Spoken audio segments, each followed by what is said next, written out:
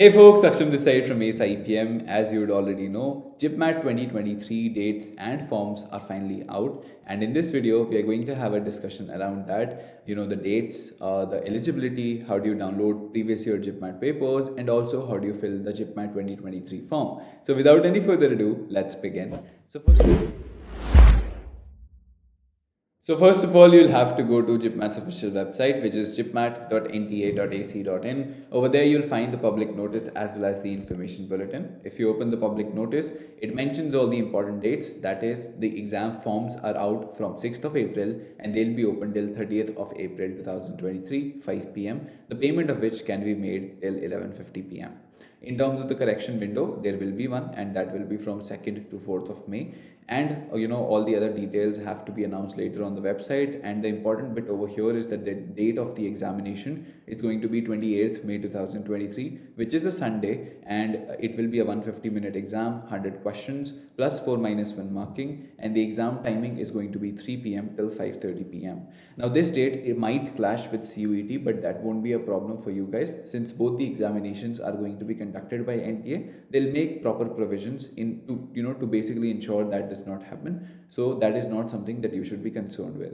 In terms of the eligibility requirement, you need to understand that in order to give JIPMAT, you are eligible if in case you have passed your class 12th in 2021 or 2022, or if you're appearing for it in the year 2023. That is the eligibility for JIPMAT. At the same time, the eligibility may differ for the two colleges that are accepting the score, which is IIM Bodhgaya and Jammu, and that is what it mentions, and we will have a discussion on that as well, because there is one major difference this year. In terms of application fee, it is going to be 2,000 for general and OBC, and for EWS, SC, ST, PWD, it is going to be 1,000 rupees, as well as the transgender category. So that will be there. Now coming to the eligibility part and elaborating more over here. From the bulletin, you can see that this one important point, which is 5.1.2, it mentions that the percentage of marks that you have to fill in for your 10th and 12th, they need to be as per the board's regulation, and if there is no such regulation, then it has to be the aggregate of all.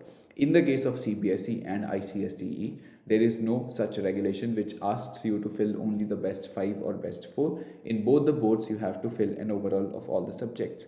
At the same time, if you have already filled the form and you are now watching this video, you need not panic, because in terms of the selection process for both the colleges, your 10th and 12th percentage is not really checked as a part of your admission weightage. So in that case, even if you're going a couple of percentages more or less, in that case it shouldn't ideally matter. But at least from your end, if you haven't filled the form already, you need to make sure that every single piece of information that you're filling is to the best of your knowledge. So that is something that you need to do.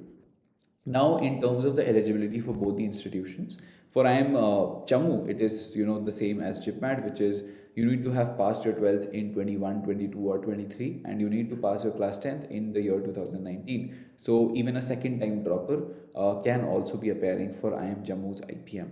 However, in the case of IIM Bodhgaya is where the change is. According to them, you can be a part of IIM Bodhgaya only if you have given your 12th either in 2022 or 2023. A second time dropper is not eligible for this, since they would have given their 12th in the year 2021. Now this may change after some time. For that is something that we cannot really comment on, but as it stands, as of today, this is how the eligibility criteria is like. And in the case of 10th, you need to be you need to have given your class 10th examination earlier than 2020. So that is there in terms of your examination dates and eligibility and everything around that. Now coming to the part as to this exam has already happened twice, in the year 2021 and 2022. So how do you download the previous year papers for that? For that, you need to come on nta.ac.in. Over here, you'll go to the download section, and once you open it up, you'll find the previous year exam papers over here. Just select in terms of year, select any, go down, select JIPMAT, paper, JIPMAT, search. You'll find the paper for 2021 and 22 as well. One thing that you need to keep in mind is don't really look at the answers given over here. Oftentimes they can as well be wrong, but the paper in itself, the questions are the same as what came in those examinations. So they'll give you a fair idea in terms of what the level of these papers actually are. With that out of the way, let's just jump into filling out the form for JIPMAT. So let's get started with that. For that, you need to come on the main website, click on JIPMAT 23 new registration. It will open up this page which has the same information again. You need to just read, go through all of it. It asks you, prompts you to read the bulletin as well. After that, you just need to click this and click on proceed. After that, it will ask you certain details of yours. So in terms of your details, your name, father's name, mother's name, date of birth, identity type. If in case you're choosing Aadhaar, it only asks for, it only allows you to enter 4 digits. So enter your last 4 digits. Post that, your gender, your email. Please make sure the email and mobile number that you're filling up over here is something that you are actively, looking at, and seeing what the mails and calls and messages have been like, so that if they are, communicating with you, trying to communicate regarding your admission, you are able to see and view their messages. After that, you will be asked for your address details. If your address, your permanent address and your present address are the same, you need to click this checkbox after filling your permanent address.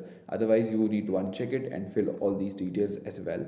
Choose a password, choose a security question, answer that, enter the captcha, click over here, mark the checkbox and click on submit. It will again prompt you to just confirm all the details that you have just filled. So please look into all these details, make sure एक चीज़ जो आपने भरी है वो सही हो, and even though correction window है, but you shouldn't be reliant on that, क्योंकि काफ़ी चीज़ें वहाँ पर change हो भी नहीं पाती हैं, only some information is allowed to be edited. So make sure कि everything that you're filling is right. After that, click on confirm details.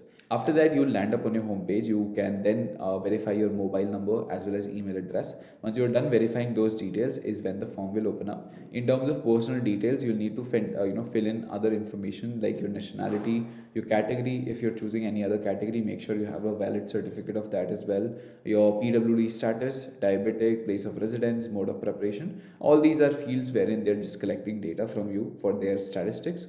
Nothing too complicated or nothing too significant about that. In terms of your examination centers, you are allowed to key in 4 different preferences, basis of which you will be allotted a center.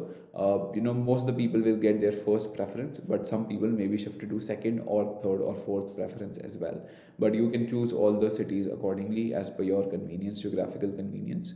Post that, your class 10th details. So enter your passing status, which should be passed and has to be passed to be eligible for this examination. Post that, the city of schooling, like place of schooling, qualifying examination, type of college, all these are basic details that you need to fill in. One thing which we need to talk and focus more on is this, which is result mode, which is that you need to calculate the aggregate of all the subjects in the case of CBSE and ICSE. And if in case you are in a certain board wherein there's a specific criteria of calculating your overall percentage, follow that. If there's no criteria, then you need to take the aggregate of all the subjects. You do that, you enter your roll number of your class 10th examination, school and everything around that.